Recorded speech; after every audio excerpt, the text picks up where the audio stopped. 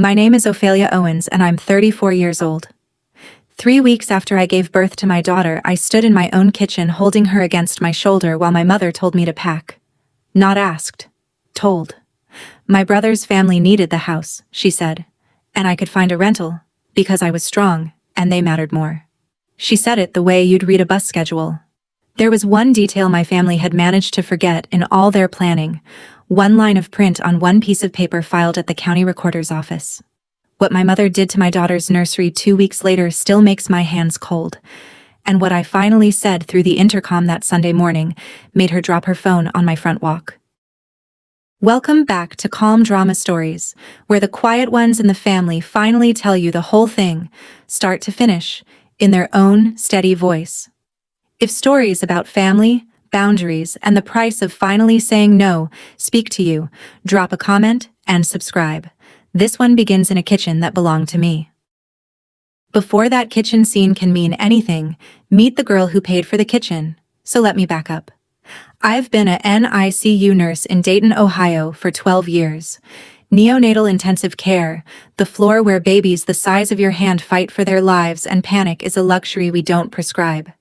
I put myself through nursing school on loans and double shifts at a diner.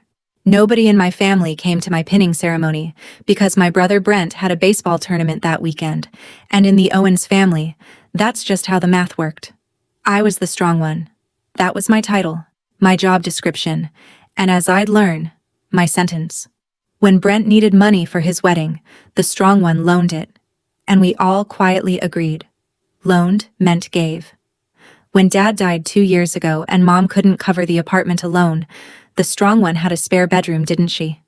When anything in that family broke, leaked, failed, or cried, the family passed it to me the way you pass a dish to the person standing closest to the sink. And here's the confession that matters, the one this whole story turns on. I liked it. Being needed was the only currency my family ever accepted from me, so I kept paying it, year after year, and told myself the invoice would eventually come back marked with love. My mother has said many things to me since March, but the truest sentence anyone ever said about me came from my friend Rosa in the hospital break room. She said, "Offie, you've been tipping people your whole life just for letting you sit at their table." It took a newborn and a moving truck to teach me she was right. The house came before the baby, and I want you to know exactly what it cost, because everyone in this story would later get very casual about that. 6 years ago, at 28, I signed for a 3-bedroom on Marigold Lane, a tired little colonial with a crooked maple and a porch that sagged like a kind old face. The down payment was night shifts. It was 6 years of Christmases worked so nurses with kids could stay home, every holiday differential, every extra weekend, a spreadsheet I kept like a prayer. My name went on the deed, my name went on the mortgage, and the first night I slept there, I lay on the floor of the empty living room, because I had a house before I had a couch, and I felt something I'd never once felt at any Owens family table. Landed. Mine. My neighbor Miss D, 70 years old and sharp as a tack, brought over cornbread the second morning and said, "A woman who buys her own house learns who she is. Honey. Usually the hard way." I laughed. I didn't know she was reading me my future. 2 years ago when Dad died, Mom moved into the downstairs bedroom and I never charged her a dime, never wanted to. But somewhere in those 2 years, a quiet renaming happened. At church, to her sisters, on the phone with Aunt Ruth, my house became the family house. Not Ophelia's house, the family house, as if it had been carried down a bloodline instead of carried out of my paychecks one exhausted night at a time. I noticed it. I even corrected it once or twice, gently, and got the little laugh, the wave of the hand. "You're so touchy about paperwork, Ophelia. Remember that phrase." My daughter Nora arrived on the 3rd of March, 3 weeks early, in a hurry, the way the best people often are. Her father and I had ended things back in my 5th month, quietly and for good, and I won't spend this story on him, he simply chose not to be in it. So it was me in the delivery room, and Rosa holding my hand, and then it was me and a 6-pound girl with her grandmother's stubborn chin, and I have never in my life been so terrified and so certain at the same time. Here's what people don't tell you about being a NICU nurse who becomes a mother. You know too much. You count breaths for fun, And you heal the same as everybody else, which is to say, slowly, bleeding, one-handed, on no sleep. I want to be fair about those first weeks. My mother helped. She cooked. She did laundry. She held Nora so I could shower. But help in Carol Owens's hands was never free. It was scaffolding. And scaffolding goes up around a thing so it can be worked on. She had opinions about formula, about the thermostat, about the nursery I'd painted the color of a June sky. I had learned years before how to hold a boundary with her. I'd had to. When she offered to manage my checking account after Nora came, I said no. Warmly. Twice. When she reorganized my kitchen, I put it back without a word. Small stuff, I told myself. Grief and grandbabies make people busy. Then, on a Tuesday morning in late March, my brother lost his house across town to the bank, and by that same afternoon, my mother had decided, without asking one question, whose house would fix it. She told me in my kitchen, which I keep saying on purpose, because she stood in it like it was hers. I was 3 weeks postpartum in a nursing tank and a robe, Nora asleep against my shoulder, warm as a loaf of bread. Mom set down her coffee, folded her hands, and made an announcement. Brent, Kayla, and the kids would be moving in the first week of May, as soon as the bank closed on their house. The children would take the upstairs rooms, meaning my room and the nursery. Brent and Kayla would need the downstairs. And I should start looking at rentals. Something small, because, and I quote my own mother, "You're strong, Ophelia. You'll land on your feet. You always do." I actually laughed, one small stunned sound, because I thought, honest to God, that it was a joke. It was not a joke. I said, "Mom, this is my house." And my mother looked at me with the same tired patience she'd used on me my whole life, like I was a checkout girl disputing a coupon, and said the sentence I will hear in my head until I'm old. "Make room for your brother's family. They matter more." Right there, with my 3-week-old daughter breathing against my neck. Not "you've always managed." Not "it's temporary." None of the softeners she'd use later for the relatives. They matter more. The kitchen was so quiet I could hear the maple scratching the gutter. And I did what 34 years had trained me to do. Nothing. I stood there with my mouth full of numbers, the deed, the mortgage, 6 years of night shifts, and I swallowed all of it, because the strong one doesn't make scenes. My mother picked her coffee back up, satisfied, and said Kayla would come by Thursday to see the rooms. She thought silence meant what it had always meant from me. She was about to learn otherwise.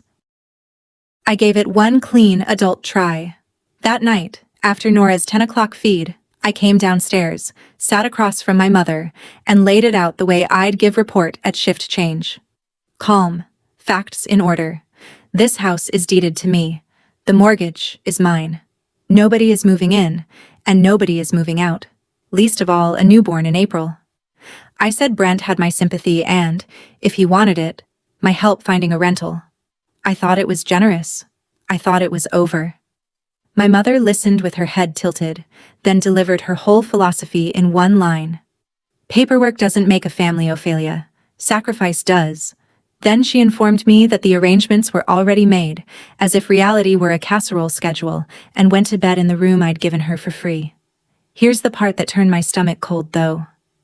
Around midnight I came down for water and heard her voice through her door, on the phone with Aunt Ruth, low and easy. And my mother was reciting details. Which weekend the truck was booked. Which church friends' sons would carry furniture. How the kids' beds would fit the nursery once the crib was down. The truck was booked. Everyone. Before she ever said a word to me in that kitchen. The announcement hadn't been a conversation that went wrong. It was a courtesy call.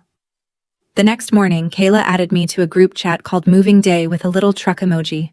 11 relatives already in it. A date already pinned. The first Sunday of May. I stood in my bathroom, running a thumb over my C-section scar, doing a kind of math no spreadsheet can hold. Then I called my brother, because some part of me still believed in him.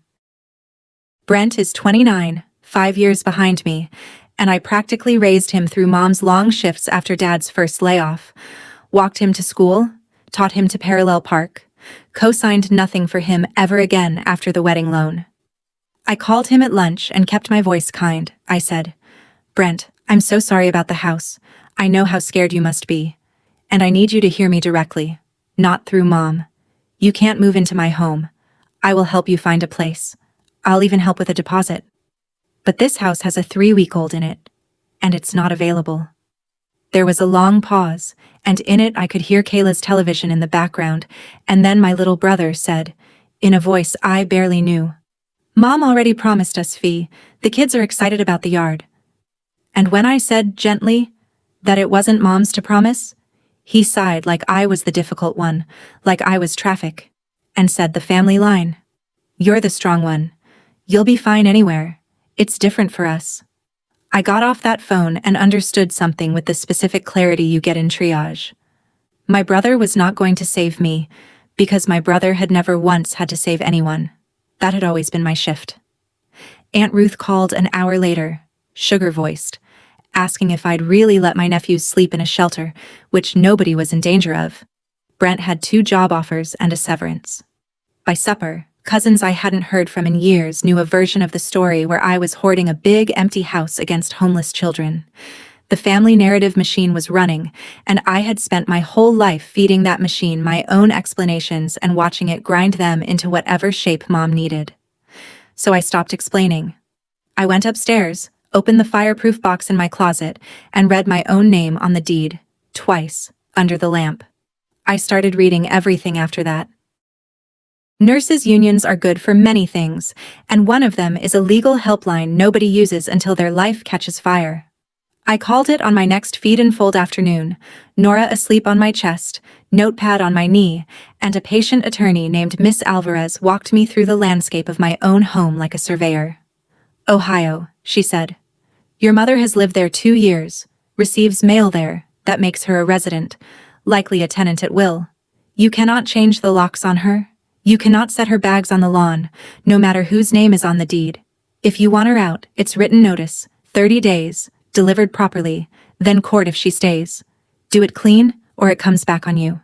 I wrote it all down like discharge instructions. Then she said the other half, the half that mattered more. "Your brother and his family are a different species entirely. They don't live there. They have never lived there.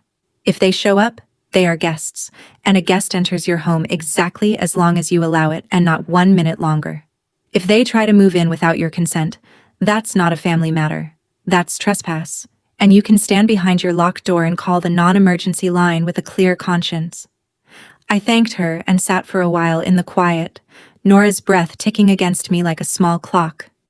My family had a truck, a group chat, 11 relatives, and a story where they were owed my home.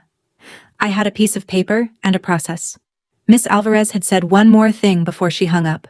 "Your mother has rights, and so do you, hun.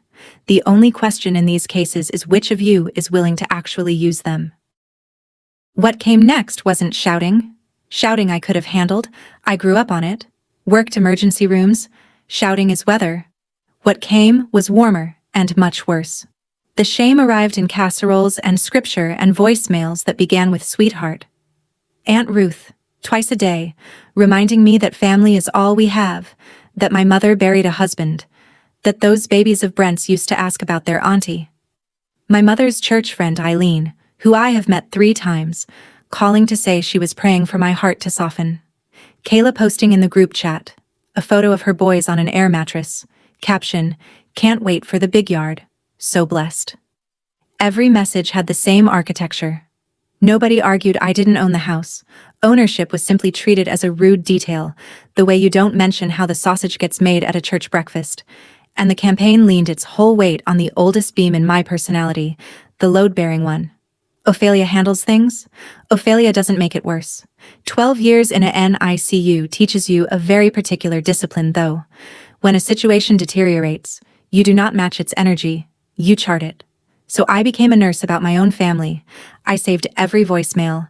I screenshotted the group chat, dated everything, kept a small spiral notebook by the coffee maker with times and quotes, not because a judge would ever care about Aunt Ruth's opinion of my heart, but because writing a thing down is how you stop it from rewriting you at 2 in the morning. My hands wanted to explain, apologize, smooth. Instead, they documented. The strong one was still working the case, but for the first time in her life, the patient was herself. The Thursday visit told me how far ahead of me they already were. Kayla came to see the rooms, which I permitted, 10 civil minutes, because some part of me was still performing reasonable for the committee. She walked my upstairs with her phone out, taking photos of my bedroom, of the nursery, narrating closet space to Brent on speaker. At the door, leaving, she jingled her keys at me, little friendly wave, and on her ring, between a gym fob and a grocery tag, sat a brass key I recognized the way you recognize your own handwriting. My front door key. I asked, evenly, where she'd gotten it. Oh, Mom Carol had copies made weeks ago, she said, breezy as a forecast. For convenience. You know, for the transition. Weeks ago, I stood in my doorway doing quiet arithmetic while she drove off. Weeks ago was before the foreclosure was even final, which meant the plan predated the emergency, which meant the emergency was the excuse, not the cause. That night the group chat buzzed on, and a message meant for a sister-in-law landed in the main thread by mistake. Kayla, to everyone, with a laughing emoji. Brent measured the little blue room last Tuesday. Crib won't fit both boys. It'll have to come down anyway. Last Tuesday. My brother had been inside my house with a tape measure in my daughter's nursery while I was at her pediatrician appointment, and my mother had let him in with a smile and never said a word to me. I looked at the brass key hook by my own door, at the neat row of spares I'd hung there like a trusting fool, and I felt the house shift around me. Not mine, apparently. Occupied. The only question left was the date. I tried my mother one more time, and I tried it honestly. Sunday evening, Nora asleep, the two of us at the kitchen table with tea, the same table where she'd made her announcement. I asked her the question I'd been swallowing since I was 9 years old. Mom, when I was putting myself through school on diner shifts, where were you? When Dad died and I took you in, who else offered? I've been strong my whole life because there was never anyone standing behind me, so why is it that being strong only ever means I get less? My mother looked at me for a long moment, and I watched something move behind her eyes, something old, and for 1 second I thought we might actually meet each other. Then it closed. You're the strong one, she said, like it was tender, like it was a compliment being wasted on an ungrateful child. Brent isn't built like you. He needs the ground held for him. You never did. There it was. The family religion, recited in my own kitchen. The strong one needs nothing. The strong one is a resource, not a relative.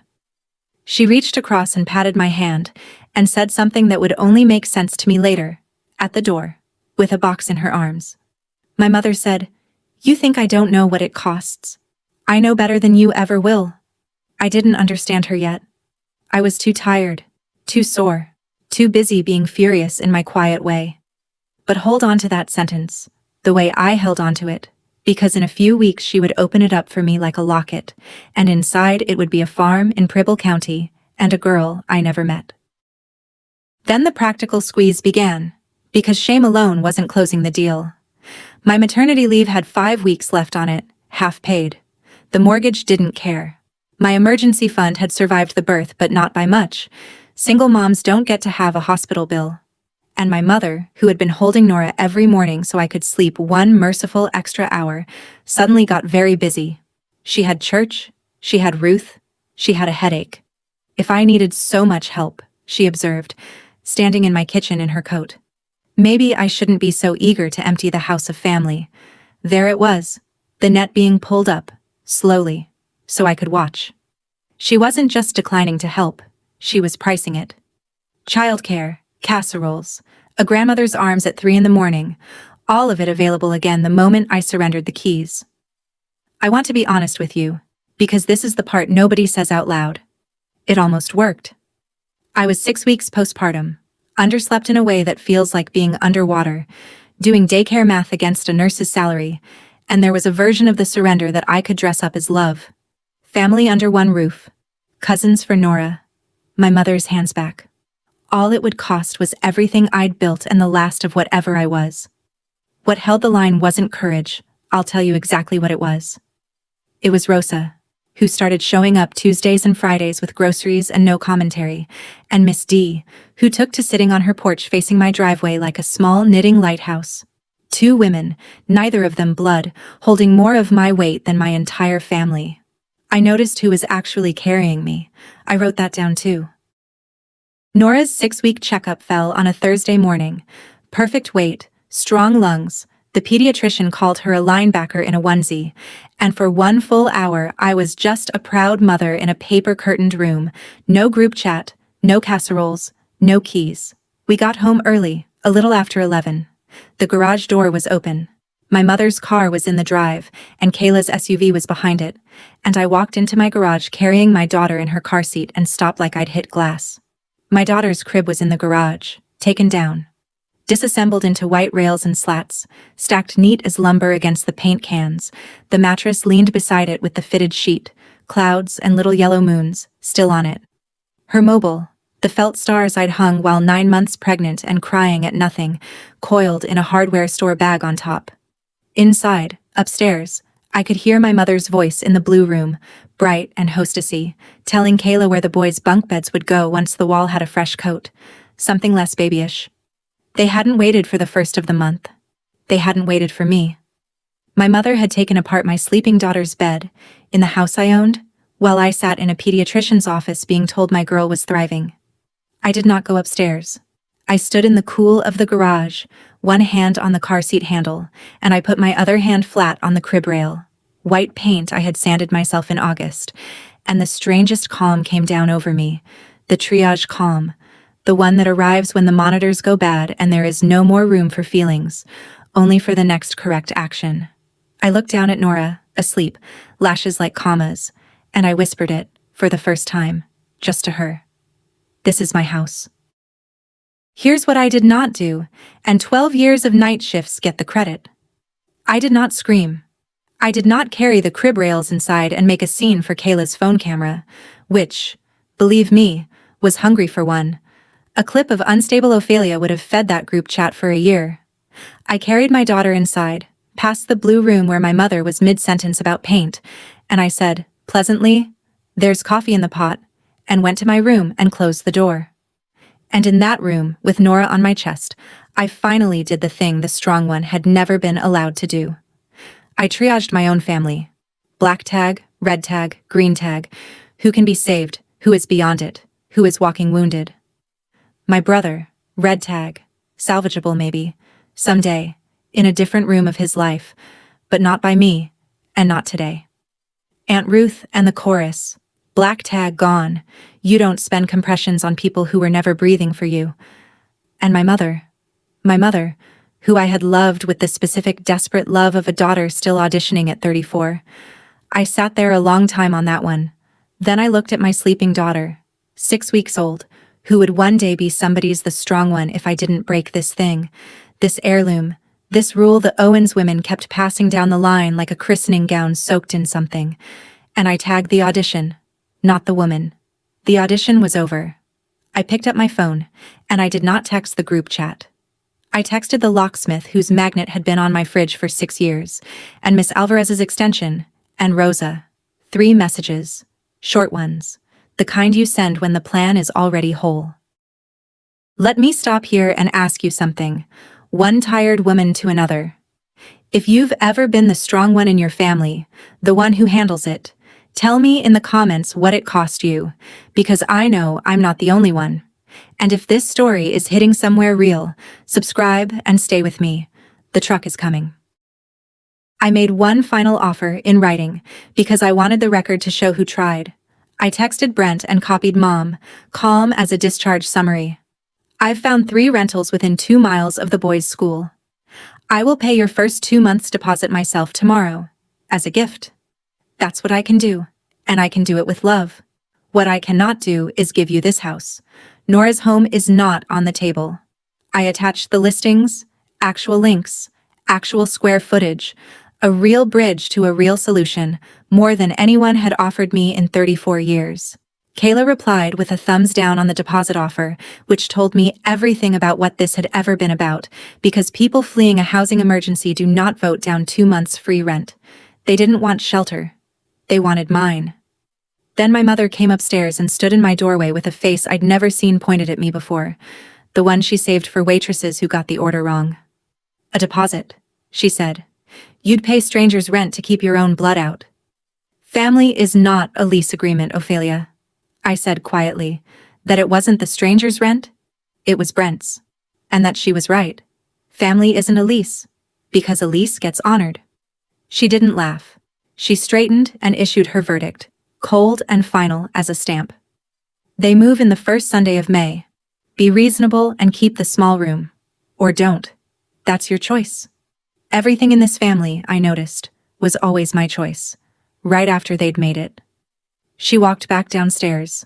I sat on my bed, listening to my house not being mine, and I thought, all right, Sunday. Now we both have a date. That week brought the blow I still can't fully forgive, and it didn't come from my mother. Or maybe it did. I'll never prove it. Wednesday, 10 in the morning, a knock, and a polite woman with a lanyard and a clipboard on my porch. County Children's Services. Someone had called in a concern for infant welfare, citing an unstable living situation, a mother behaving erratically, possible postpartum crisis. She was kind and thorough, and she did her job, which is a sentence I can say now with my blood pressure intact. She saw a clean house, a full pantry, a thriving 6-week-old with a folder of pediatric records her mother could produce in 90 seconds because that mother charts things for a living. 20 minutes? Closed? Unfounded? Have a good day, ma'am. I shut the door and shook for 1 hour straight. Because understand what had just been attempted. Someone in my family, had aimed the machinery of the state at me, at my daughter, on a phone call, as a pressure tactic in a real estate dispute they were losing. In the group chat that afternoon, Aunt Ruth posted, unprompted, "Well, some people are clearly under too much strain to be making big decisions alone," and my mother replied with a praying hands emoji, and I sat with my notebook and wrote down the time. If there had been any road back, any Sunday dinner future where we all pretended spring never happened, it closed that Wednesday. They hadn't just tried to take the house. They'd tried, even just for 20 minutes, to reclassify me as a danger to the person I love most alive. You don't negotiate with that. You don't leave your flank open to it twice. Come Sunday, there would be nothing about me left unlocked. Thursday night, after the 10 o'clock feed, I sat at the kitchen table with 3 documents and did the quietest violence of my life. First, the notice. Miss Alvarez had walked me through it. 30 days. Written, dated, proper. To Carol Owens, you are hereby asked to vacate the premises at 414 Marigold Lane. My hand didn't shake until the signature, and then it did, and I let it, and signed anyway, and it occurred to me that some signatures end a marriage and some end a childhood, and mine was the second kind. I set it on the table where she takes her morning tea, next to the pot, because I am my mother's daughter and presentation matters. Second, the locksmith's card. Appointment held for the moment the law allowed it, not 1 hour before, because I was going to do every step of this clean enough to survive an audit by God himself. Third, the non-emergency number, saved to favorites, and a folder by the front door. Deed, mortgage statement, notice copy, my ID, rubber banded like a go bag for a disaster you can hear coming up the street. Then I sat in my dark kitchen, in the house I bought at 28, and let myself grieve for exactly 1 pot of tea. Not for the house was safe now, or would be. For the version of my mother I had been inventing since I was a little girl, the one who was going to look up one day and see me, actually see me, and say, "You've done so much. Sit down, I'll carry it from here." I buried her that night at the kitchen table. The real one would find the paperwork at breakfast. Some locks, once changed, change you. I signed knowing that, and slept better than I had in weeks. My mother found the notice at 7:15 the next morning. I know because I was feeding Nora in the rocker upstairs, and the house went a very particular kind of silent, the silence of someone reading. I had braced for the eruption, and I want you to understand that what she did instead was so much more skillful. Nothing. No shout up the stairs, no torn paper. By the time I came down, she was at the counter in her good coat, suitcase packed, tea unpoured, the notice folded neatly beside the pot like an RSVP she was declining. She said, with the serenity of a saint on a holy card. I won't stay where I'm not wanted. I'll be at Ruth's. When you come to your senses, you know the number. Then she kissed Nora on the head, not me, and wheeled her suitcase down my front walk with her spine straight as a fence post, pausing, and I swear this is true, to wave at Miss D's porch, ensuring a witness. It was masterful. She'd converted a legal notice she couldn't fight into a banishment she could perform. By noon, the family version was everywhere. Ophelia served her own widowed mother papers like a stranger, drove her out with a notice on the breakfast table, and the group chat lit with broken hearts. My phone buzzed all day like a hornet in a jar. Here's what I felt, and I'll be honest because I promised. Relief. First, God help me. The downstairs bedroom door standing open, the house breathing easier. Then grief. Then something almost like admiration. The bleak professional kind, one operator recognizing another. She'd left 12 days early to control the story. What she didn't know was that her leaving had just simplified mine. That evening, Miss D came across the yard with soup and sat in my kitchen like a small tribunal of one. She's 70, buried 2 husbands, raised 4 kids in that house of hers, and she doesn't do preamble. She said, "Your aunt called Darlene from the church about you, and Darlene called me. Want to know what they're saying?" I said not really, and she nodded, approving, and told me anyway, because information is ammunition, and she's generous with ammunition. Then she put her spoon down and delivered a small speech I intend to have framed. "Honey, I've watched you shovel that walk alone for 6 years. I watched you come home from night shift and mow at 7 in the morning, big as a house in July, because that grass wasn't going to cut itself. I never once saw a brother. I never once saw a movie